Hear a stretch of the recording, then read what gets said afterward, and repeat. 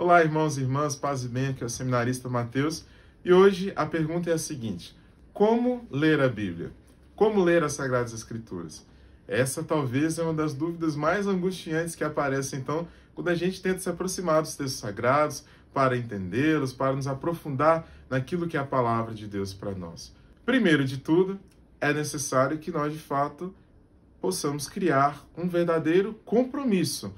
Colocar a palavra de Deus, o aprofundamento, o estudo, a oração com a palavra de Deus como prioridade da nossa vida. Afinal de contas, é esta palavra que nos forma, é esta palavra que nós escutamos, a partir da qual nós orientamos a nossa vida, é a partir dessa palavra que Deus fala conosco.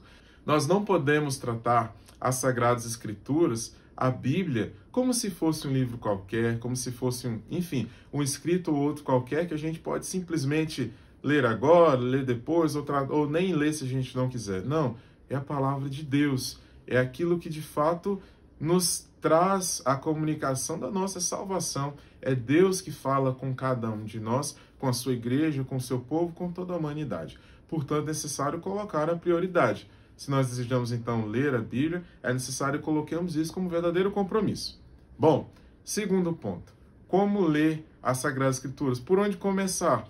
Comece pelo Antigo Testamento? Comece pelo Novo Testamento? Comece pelos Evangelhos? Comece pelo Pentateuco? Enfim.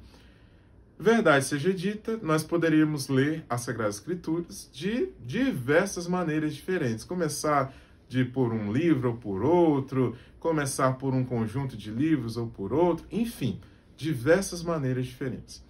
Eu sugeriria, muito fortemente, a leitura através dos textos da liturgia diária, que são os textos que a igreja já nos oferece cotidianamente para reflexão na liturgia. Ou seja, aquilo que a igreja nos apresenta na primeira leitura, no Salmo, segunda leitura e no Evangelho de cada dia. Esses textos que já estão ali escolhidos, primeiramente, já possuem entre si uma conexão para transmitir, para comunicar uma mensagem da palavra de Deus. Segundo, já se encontram numa certa ordem de apresentação, para que bem possamos viver os mistérios da nossa fé que são apresentados ao longo do ano litúrgico. Ou seja, quando estivermos no período da Quaresma, nós estaremos lendo textos que nos auxiliam a meditar conforme nos é apresentado neste período, neste tempo. Quando estamos no tempo do Advento, vamos meditar textos que trazem para nós essa preparação para o Natal. Quando estamos no tempo da Páscoa, vamos meditar textos que nos fazem pensar, refletir sobre o mistério pascal e assim por diante. Portanto, a liturgia diária é um instrumento riquíssimo que a igreja coloca à nossa disposição para que nós possamos aprofundar no conhecimento da palavra de Deus. E aí, não é simplesmente ler, como se nós estivéssemos lendo um texto qualquer de uma revista, ou seja lá do que for. Na verdade, é necessário separar um tempo, dedicar um momento do seu dia para se colocar de fato diante da palavra de Deus, diante da Bíblia, ler com calma, ler 1, 2, 3 vezes se assim for necessário. Permitir que através dessa leitura Deus toque no seu coração aqueles detalhes, aquelas palavras, aquilo que mais lhe chamou a atenção.